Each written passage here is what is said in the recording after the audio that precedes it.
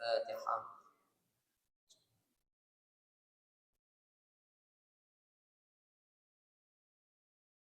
Alhamdulillah, pada malam hari ini kita akan melanjutkan kajian Al-Hikam sampai pada kalam hikmat yang ke-28.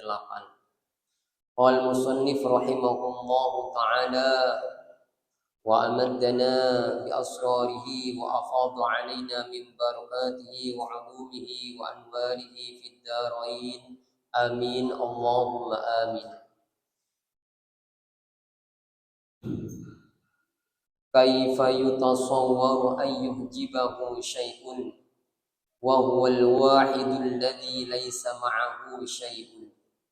Kaifa yutasawwaru, bagaimana bisa digambarkan, ayyuhjibahu syai'un, bahwa sesuatu bisa menghijab Allah, wa huwal wahidul ladzi laisa ma'ahu syai'un, sementara dia al-wahid, dia yang maha tunggal, alladzi laisa ma'ahu, yang tiada sesuatu menyamainya. Di sini di dalam kitabnya Asy-Syarqawi memberikan syarah, kaifa yutasawwaru an yuhjibahu syai'un wa huwal wahidul ladzi laisa ma'ahu syai'un. Idza kullu syai'in siwa adamun la wujudu lahu 'ala at-tahqiq, bahwa segala sesuatu yang tergelar di dunia ini pada hakikatnya adalah adam, tidak ada. Kenapa? Karena sesungguh yang ada sejati itu adalah Allah Subhanahu wa ta'ala. Jadi falaisa summa syai'un yuhjibuhu, maka bagaimana, maka tidak mungkin sesuatu itu menghijab Allah Subhanahu wa ta'ala. Jadi tidak mungkin sesuatu yang tidak ada itu bisa menghijab yang ada. Tidak mungkin sesuatu yang hanya bayang-bayang itu kemudian menghijab atau menghalangi sesuatu objek yang nyata. Sementara Allah Subhanahu wa ta'ala wujud yang hakiki, sementara yang lain adalah adam, artinya tidak ada. Dan idzal wujudul haqiqiyyu kulluhu lahu wa la syai'un minhu li ghairihi, dan apabila wujud hakiki itu keseluruhan adalah milik Allah. Jadi wujud hakiki itu keseluruhan adalah milik Allah dan tidak ada wala syai'a minhu li ghairihi, dan tidak ada sesuatu selain Allah Subhanahu wa ta'ala. Kajian ini memerlukan keterlibatan rasa.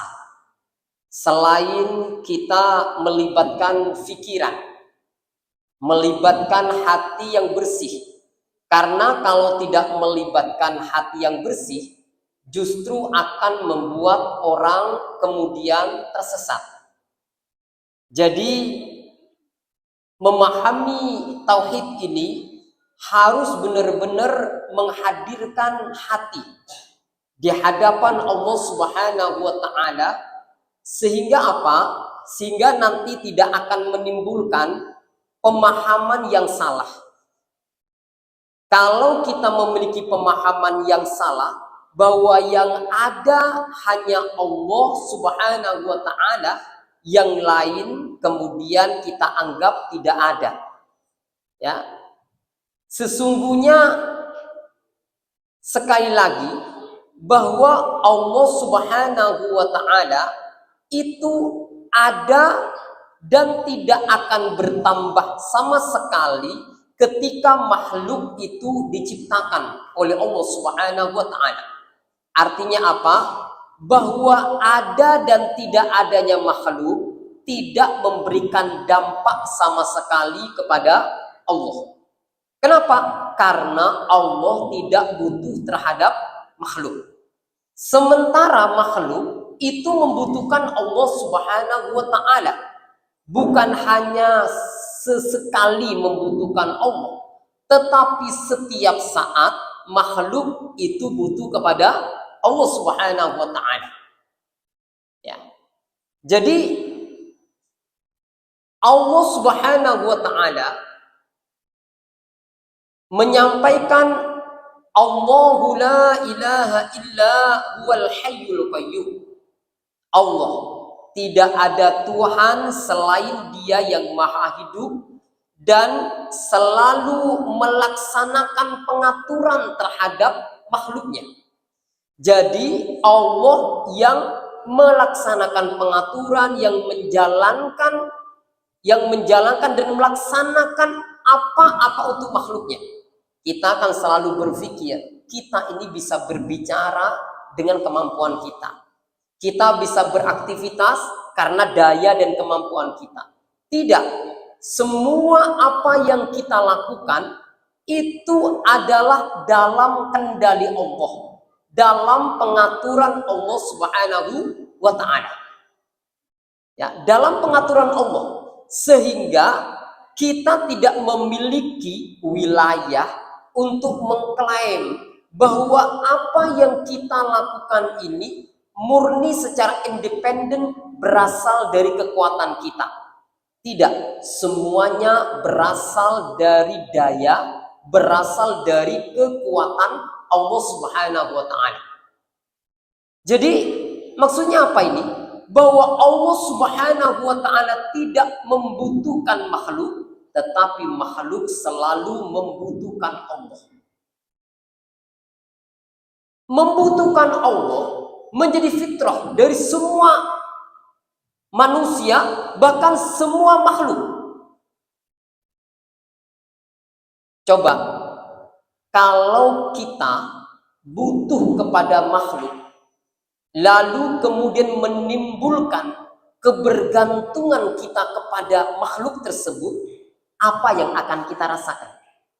Kita akan merasakan cemas jika kemudian apa yang kita harapkan terhadap makhluk itu tidak terwujud. Tetapi kalau kita menambatkan harapan, kebergantungan kepada Allah Subhanahu wa taala, maka menjadikan hati kita merasa tenang. Karena secara fitrah manusia itu hanya bergantung kepada Allah. Seorang istri terlalu bergantung kepada suami, maka dia akan menjadikan suami sebagai sosok yang paling banyak menyiksa dirinya. Sebenarnya bukan suami yang menyiksa dia, tetapi dia terlalu melekat dan bergantung kepada suami. Ya. Apabila seseorang itu selalu butuh dikasihani oleh manusia, maka orang ini akan sering sakit hati. Beda halnya ketika dia ingin menyayangi orang lain, membahagiakan orang lain, maka dia akan jarang tersakiti. Kenapa demikian? Karena sesungguhnya ini memberikan alarm kepada kita agar jangan sekali-kali kau bergantung kepada makhluk. Hanya bergantung kepada Allah, dan terkait hubungan engkau dengan makhluk, maka datanglah, hadirlah sebagai khalifah yang bisa membagikan kasih sayang, membagikan pertolongan, dan bisa memberikan bantuan kepada orang lain. Tetapi kalau kita hadir di hadapan manusia sebagai hamba yang berharap, maka siap-siaplah kita tersakiti. Maka ada orang yang selalu menempatkan dirinya dengan play victim. Dia sebagai korban, meletakkan dirinya sebagai korban. Kenapa? Karena dia selalu memposisikan dirinya sebagai objek yang perlu disayangi, sebagai objek yang perlu dicintai, sebagai objek yang perlu dibantu, bukan sebagai subjek yang perlu membantu orang lain. Jadi ini yang perlu kita letakkan. Agar apa? Agar kita selalu bahagia. Bahagia itu ketika hati bergantung kepada Allah, bukan bergantung kepada makhluk. Kenapa? Karena sesungguhnya kita diciptakan oleh Allah selalu dalam keadaan butuh, selalu dalam keadaan hajat. Makanya ada doa, hajatuna ilaika kasir. Hajat kami kepada engkau begitu banyak, sangat banyak. Ya, dari kasir itu apa? Mubalaghah, banyak sekali kita butuhnya kepada Allah Subhanahu wa taala, dan kita akan merasa tercukupi apabila kita menambahkan harapan dan rasa butuh hanya kepada Allah Subhanahu wa taala. Wa may yatawakkal 'ala Allah fahuwa hasbuh. Barang siapa yang tawakal, bersandar kepada Allah, maka Allah mencukupinya. Tidak akan ada kemungkinan dia mengalami kecewa jika bergantung kepada Allah Subhanahu wa taala. Ya. Kenapa tadi? Karena Allah bukan hanya Maha Hidup, tapi Al-Qayyum, yang berdiri dalam setiap perbuatan, dalam setiap aktivitas, dalam setiap kebutuhan hamba-hambanya. Dia yang bertanggung jawab terhadap setiap apa yang dibutuhkan oleh hamba-hambanya. Ini jadi kita belajar seperti tauhid yang diajarkan oleh Rasulullah Muhammad SAW kepada Sayyidah Fatimah Az-Zahra. Selalu saya sampaikan di sini, diulang-ulang, bukan karena kita ini tidak ada lagi yang perlu disampaikan, diulang-ulang agar hal ini terpatri menjadi kesadaran di dalam kehidupan kita. Apa zikir yang diajarkan oleh Rasulullah kepada Sayyidah Fatimah Az-Zahra? Ya Hayyu ya Qayyum, wahai yang maha hidup, wahai yang maha berdiri sendiri, yang mengatur semua urusan hamba-hambanya, bi rahmatika astaghis, dengan rahmatku, dengan rahmatmu hamba memohon. Aslih li sya'ni kullaha, perbaiki semua rencana, semua kehendakku, semuanya. Wala takilni, dan jangan engkau biarkan diriku bergantung nafsi kepada diriku sendiri. Wala takilni ila nafsi tarfata'in, meskipun hanya sekejap mata. Jadi kita belajar mengaitkan dan menggantungkan diri hanya kepada Allah Subhanahu wa taala. Sehingga apa? Kita sudah, meskipun kita memiliki interaksi, hubungan dengan manusia, tetapi kita tidak akan pernah tersakiti oleh manusia. Kenapa? Karena manusia dan juga makhluk yang lain tidak bisa memberikan manfaat dan mudarat kepada kita. Yang bisa memberikan manfaat dan mudarat itu satu-satunya hanya Allah Subhanahu wa taala.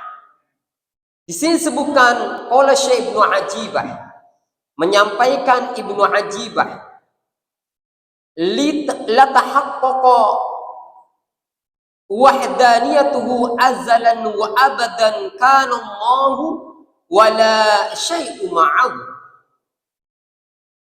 Merealisasi wahdaniyah, ketunggalannya selalu terwujud, benar-benar terwujud secara azali dan abadan, sejak dahulu dan terus menerus ketunggalan Allah itu telah terwujud. Jadi dia satu-satunya. Jadi orang yang menyadari ini sudah tidak perlu minta pertolongan secara hakiki kepada siapapun. Dia mungkin minta tolong kepada manusia, tetapi hatinya tidak bergantung pada pertolongan manusia, bergantung pada pertolongan Allah Subhanahu wa taala. Apalagi kemudian minta pesugihan, minta dengan cara-cara yang yang syirik, apalagi nggak mungkin dia melakukan itu. Kenapa? Karena yang bisa memberikan manfaat, bisa memberikan mudarat itu hanya Allah Subhanahu wa taala, dan kekuasaan tunggal itu pun ada di tangan Allah Subhanahu wa taala. Ini yang menjadi kesadaran mendalam dari Nabi Ibrahim. Bagaimana Nabi Ibrahim ketika beliau diletakkan di ketepel, kemudian dilemparkan ke dalam kobaran api Namrud, ketika malaikat Jibril kemudian hendak memberikan pertolongan, apa yang dikatakan oleh Nabi Ibrahim? Darimu aku tidak butuh pertolongan. Aku hanya butuh pertolongan dari Allah Subhanahu wa taala. Karena memang Jibril tanpa izin Allah pun tidak akan bisa berbuat apa-apa. Jadi kalau Allah kemudian memiliki aparat seperti malaikat, ada Israel, ada Mikail, itu hanya sekedar menunjukkan Allah punya kuasa untuk menggerakkan semua makhluk-makhluknya. Bukan berarti Allah butuh mereka. Tapi kan kita bukan. Kita misalnya sebagai kepala rumah tangga, lalu kemudian memperbantukan seorang ART, ya, berarti apa? Dia ART butuh kita, tetapi kita pun butuh dia. Kalau dia misalnya tidak bekerja sebulan saja, kita sudah panik, karena semua pekerjaan rumah tidak bisa kita cover tanpa kehadiran ART tadi. Itu artinya bahwa bukan hanya ART tadi yang butuh kita, kita pun butuh dia. Tapi Allah tidak. Allah tidak butuh siapa-siapa, tetapi kita butuh Allah Subhanahu wa taala. Ya, makanya kalau ada apa-apa, kita hadirkan rasa butuh kita hanya kepada Allah Subhanahu wa taala. Kemudian yang berikutnya, kaifa yutasawwaru ayyujibahu syai'un wa huwa aqrabu ilaika min kulli syai'. Bagaimana bisa digambarkan bahwa sesuatu bisa menghijab Allah, bisa menghalangi Allah, wa huwa aqrabu ilaika, sementara dia paling dekat kepadamu, min kulli syai', dari segala sesuatu. Allah dekat melebihi segala sesuatu. Wa nahnu aqrabu ilaihi min hablil warid. Kami bahkan lebih dekat daripada urat nyawa. Ketika kemudian Allah menyampaikan, wa idza sa'alaka ibadi anni fa inni qarib. Qarib itu adalah kata fa'il. Artinya apa? Mubalaghah, sangat dekat. Sangat dekat. Tidak ada apapun dan siapapun yang lebih dekat daripada Allah Subhanahu wa taala dengan kita. Ya, wa idza sa'alaka ibadi anni fa inni qarib ujibu da'watad da' idza da'an falyastajibu li wal yu'minu bi la'allahum yarshudun. Itu artinya karena dekat, maka yang kita mintai bantuan pertama kali oleh kita adalah yang paling dekat dengan kita, yakni Allah Subhanahu wa ta'ala. Lalu kemudian, bagaimana mungkin yang paling dekat dihalangi oleh sesuatu? Yang paling dekat nggak mungkin dihalangi sesuatu. Tidak ada yang lain selain dia. Tidak ada sesuatu selain dia yang paling dekat dengan kita. Makanya kadang karena sesuatu itu paling dekat dengan kita sampai kita tidak bisa melihatnya. Mata dekat dengan kita, tapi kita tidak bisa melihat mata tanpa bantuan cermin. Ya, tetapi ingat, aqrabu ini, kata Syekh Ramadan Bukti, bukan kedekatan secara fisik. Karena nanti kalau kita memahami kedekatan secara fisik, maka itu artinya Allah punya tempat, Allah punya waktu, sementara Allah itu tidak bertempat dan tidak berwaktu, gitu ya. Jadi kedekatan di sini, kata Syekh Ramadan Bukti, adalah kedekatan ilmu. Jadi kita semua ini diliputi pengetahuan Allah. diliputi oleh kehendak Allah, diliputi oleh pengawasan Allah Subhanahu wa taala, diliputi oleh sifat-sifat Allah, dan jangan pernah kemudian berpikir Allah dekat secara fisik dengan kita. Karena kalau kita memahami ini, inilah yang menjadikan orang sesat. Berapa banyak orang yang menyalahgunakan, menyelewengkan pemahaman yang diajarkan oleh Syekh Jenar. Yang kemudian kita memahami ada nama hulul, ada nama ittihad. Hulul itu adalah Allah itu bertempat, sehingga aku ini dekat dengan Allah, dekat sekali aku dengan Allah, seolah-olah Allah itu punya tempat. Allah itu tidak bertempat. Kalau Allah punya tempat berarti dia sesuatu. Kan seperti kita ini, barang, manusia, semua yang ada di semesta ini butuh tempat. Tetapi Allah tidak butuh tempat. Ketika Allah menyampaikan Allah bersinggasana di arsy, jangan kemudian membayangkan Allah itu bersinggasana di arsy. Udah Allah membicarakan Allah bersinggasana di arsy, tidak usah kita bahas. Karena kalau kita bahas bisa membuat akhirnya kita tersesat, seolah-olah Allah itu seperti seorang raja yang ada singgasana dan dia duduk-duduk di sana. Sehingga kemudian kita berpikir Allah jauh dari kita. Kenapa Allah ada di arsy? Padahal Allah ada di mana saja. Wa huwa ma'akum ainama kuntum. Dia bersama kamu di mana saja kamu berada. Fa ainama tuwallu fa sama wajhullah, dan kemana saja kau memalingkan wajahmu, kau menghadap kepada Allah Subhanahu wa taala. Ini namanya hulul. Hulul itu adalah merasa bahwa Allah ada punya tempat. Kalau hanya di rumah, kita ini terasa jauh dengan Allah. Tapi kalau kita sudah di rumah Allah, kita dekat dengan Allah. Kenapa? Karena Allah itu seperti ada di rumahnya, di tempatnya ini. Bayangkan kalau orang itu di tanah air, dia melakukan maksiat seolah-olah itu jauh Allah dari dirinya. Tapi kalau di depan Ka'bah menangis, bertaubat gitu ya. Kenapa? Karena dia merasa Allah itu ada di sana. Tidak ada di rumah, tidak ada di tempat lain. Allah itu terjebak atau terkurung dalam sebuah tempat. Tidak. Allah itu tidak terjebak atau tidak terbelenggu oleh tempat. Allah itu yang menguasai tempat. Allah itu yang menguasai ruang. Itulah Hayyu ya Qayyum. Hayyu itu dia yang menguasai waktu. Al-Qayyum dia yang menguasai ruang. Makanya siapa yang mencela waktu, maka sesungguhnya dia mencela Allah. Jadi itu namanya hulul. Kemudian yang kedua namanya ittihad. Ittihad itu adalah dari kata wahadah. Dari kata wahadah, menyatu dengan Allah. Ada orang kan, aku ini menyatu dengan Allah. Itu keliru. Seolah-olah ada dua oknum yang sedang bertemu. Antara aku sebagai makhluk dan dia sebagai khalik seperti bertemu. Ada dua entitas. Padahal tidak. Itu tersesat juga seperti ini. Ittihad ini. Jadi orang ittihad itu, aku ini Allah misalnya. Kan ada sekarang kajian-kajian tauhid, orang baru belajar agama, jadi preman, langsung belajar tauhid tingkat tinggi. Langsung dia mengatakan, aku ini Tuhan. Seolah-olah dia ini menyatu dengan Tuhan. Ini kenapa? Karena dia tidak belajar agama dari dasar. Jadi sebelum belajar tauhid ini, kita harus belajar dulu fikih.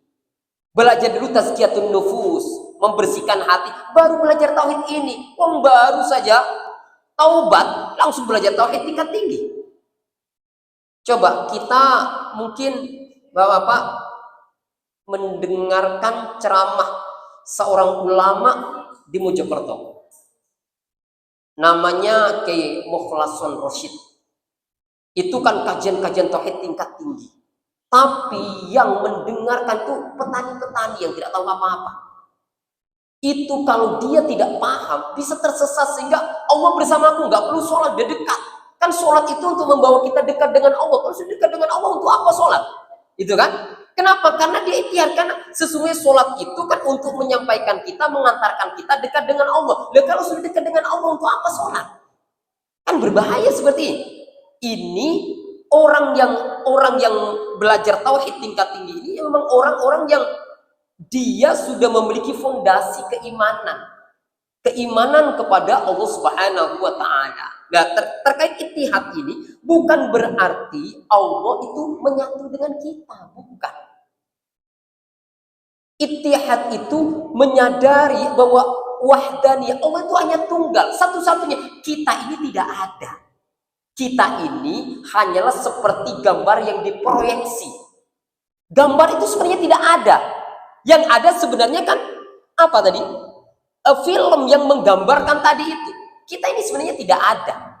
Dan apabila kemudian kita melakukan apa saja itu, dia menyadari ini semua digerakkan oleh Allah.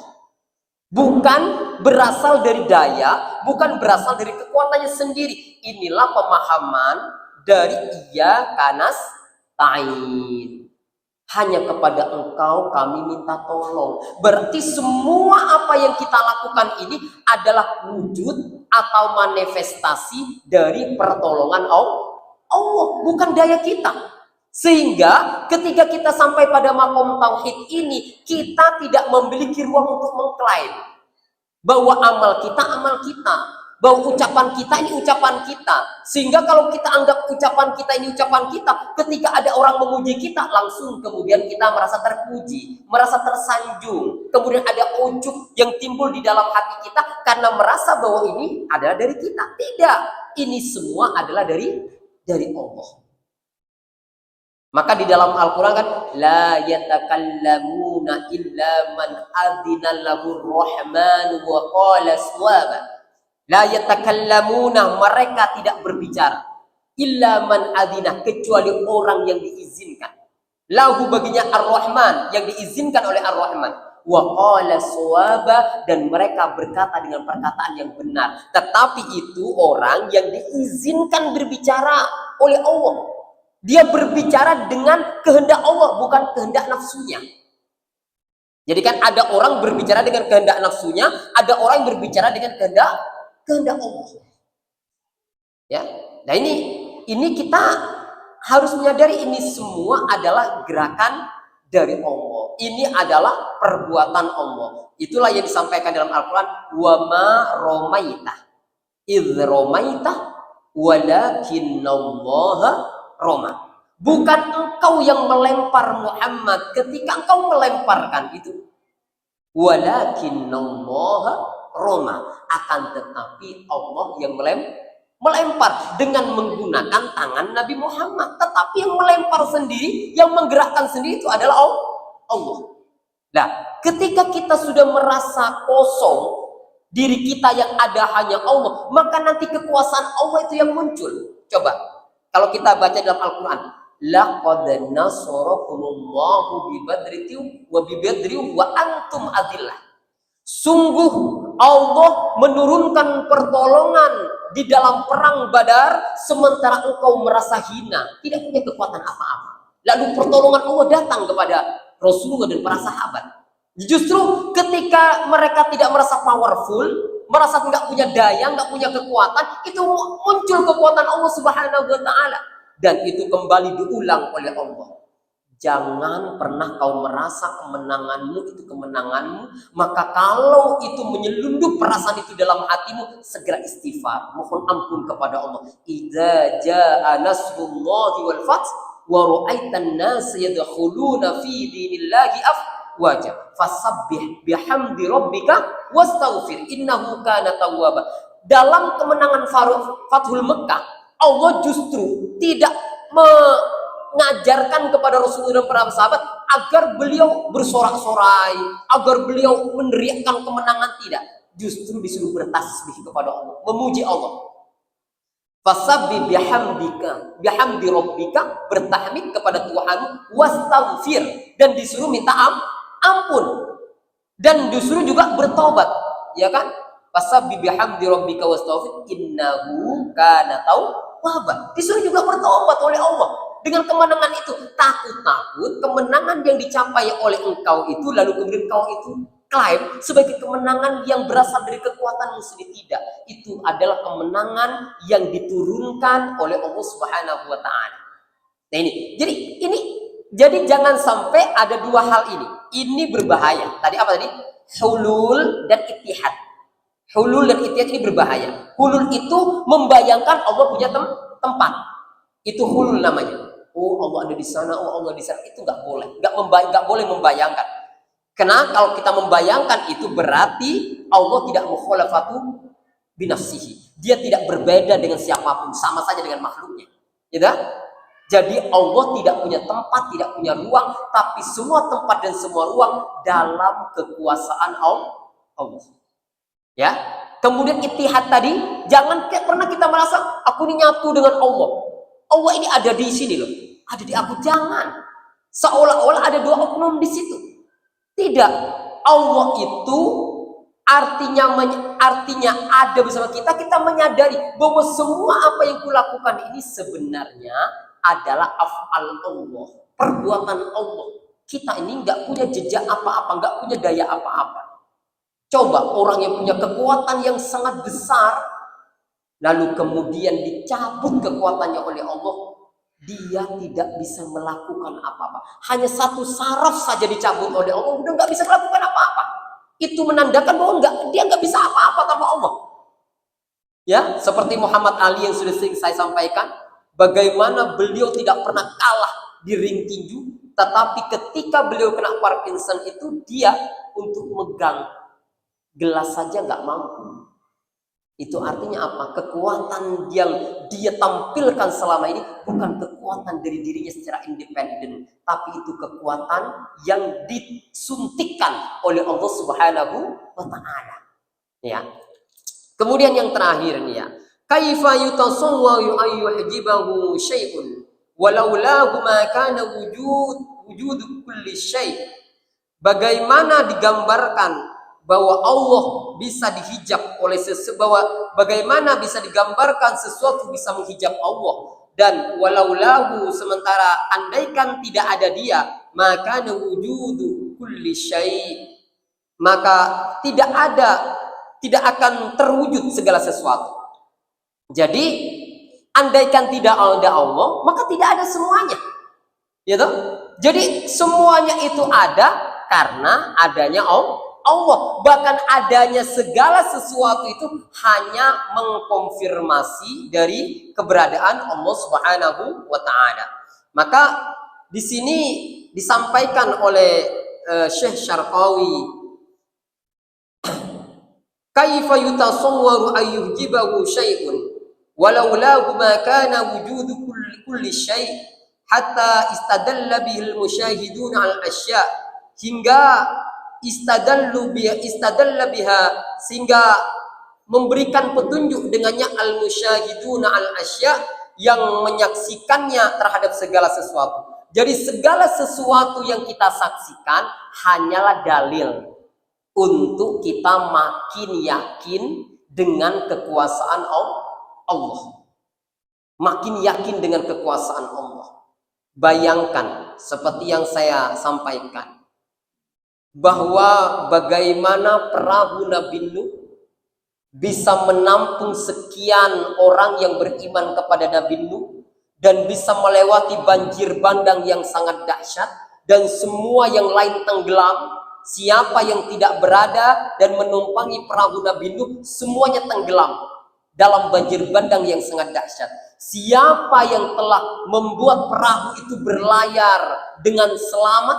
Tidak ada lain kecuali Allah Subhanahu wa Ta'ala. Dan kemudian manusia dengan kecanggihan teknologi dan kecerdasannya yang tinggi, lalu dia membuat semacam kapal yang sangat besar dan megah bernama Titanic. Lalu dia mengatakan kepada seluruh manusia, tidak ada yang bisa menenggelamkan kapal kami ini. Ya, dengan kesombongannya yang luar biasa, satu kali berlayar kapal itu ditenggelamkan oleh Allah Subhanahu wa Ta'ala. Itu adalah merupakan sebuah dalil menunjukkan manusia tidak bisa apa-apa tanpa pertolongan Allah Subhanahu wa Ta'ala. Maka tanpa Allah ini bukan siapa-siapa kita ini. Ya, seperti yang dialami oleh Nabi Musa. Ketika Nabi Musa, kata Profesor Nadir Sahushin, Nabi Musa sakit perut. Ketika beliau sakit perut, dia konsultasi kepada Allah, ya Rob, aku sakit perut, hamba ini sakit perut, tolonglah saya diobati. Maka kemudian Allah meminta Nabi Musa agar makan rumput yang ada di halaman rumahnya. Dikunyah rumput, kemudian ditelan, setelah itu sembuh dari sakit perut. Kemudian suatu saat dia kembali sakit perut. Saat beliau sakit perut tanpa konsultasi kepada Allah, lalu kemudian dia mencabut rumput dan mengunyahnya, menelan, bukan malah sembuh, tapi malah tambah parah sakit perutnya. Dia tanya lagi kepada Allah, ya Rob, dulu saat saya sakit perut konsultasi kepada engkau, diminta oleh engkau untuk makan mengunyah rumput dan saya telan sembuh. Ini saya sekarang ngunyah sakit perut lagi, kemudian ngambil rumput mengunyah malah tambah parah. Katanya Allah apa kepada Musa? Wahai Musa, rumput ini tidak bisa berbuat apa-apa tanpa aku. Sebanyak apapun rumput yang kamu makan, gak ngefek sama sekali tanpa aku. Itu artinya bahwa semuanya efektif kalau ada masyiatullah. Ini nih, kalau ada masyiatullah, semuanya tidak akan punya kekuatan apa-apa tanpa kehendak Allah. Inilah yang diajarkan oleh Al-Quran. Wa ma tasya'una illa ayyasha Allah. Tiada yang kalian kehendaki kecuali itu semua adalah kehendak Allah. Apa yang, kalau kita ingin tahu apa kehendak Allah itu, yang terjadi itu kehendak Allah. Yang terjadi itu kehendak Allah. Makanya kita pun tidak bisa memastikan terjadinya sesuatu besok. Rasulullah pernah ditegur oleh Allah Subhanahu wa Ta'ala. Ketika ada orang Yahudi bertanya tentang Zulkarnain, bertanya tentang Ashabul Kahfi, Rasulullah mengatakan akan dijawab besok. Maka Allah mengatakan jangan bilang besok, tapi bilanglah insya Allah. Insya Allah. Karena sesuatu tidak akan terjadi tanpa kehendak Allah. Makanya para motivator itu perlu memahami ini. Kita pasti bisa, pasti bisa. Seolah-olah bisanya itu karena kekuatan dirinya. Kamu tidak bisa tanpa sya Allah, tanpa kehendak Allah Subhanahu wa Ta'ala. Ini orang yang selalu menyadari ini, hatinya itu makin kokoh. Makin kokoh, makin kuat. Karena apa tadi? Bergantung kepada Allah Subhanahu wa Ta'ala. Dan sekali lagi, kita selalu sadari apapun yang terjadi ini adalah masyiatullah. Setiap masyiatullah pasti ini yang terbaik. Kenapa? Karena Allah Maha baik. Dan dari sini kita tidak lagi menyalahkan siapa-siapa. Tidak akan mudah mencari kambing hitam. Tetap saja kita nanti akan mengembalikan urusan kepada Allah. Maka seperti Nabi Adam, dia tidak menyalahkan siapa-siapa. Kenapa? Karena dia sudah ngerti tauhid. Nabi Adam itu tahu tauhid. Dia tidak menyalahkan iblis, dia tidak menyalahkan buah khuldi. Kalau dia menyalahkan buah khuldi, berarti buah khuldi ini Tuhan. Karena dengan buah khuldi ini buah khuldi bisa membuat dia terjun ke bumi. Kalau dengan iblis, karena iblis yang menggoda dia lalu kemudian jatuh ke bumi, berarti iblis ini Tuhan, punya kehendak independen. Tidak.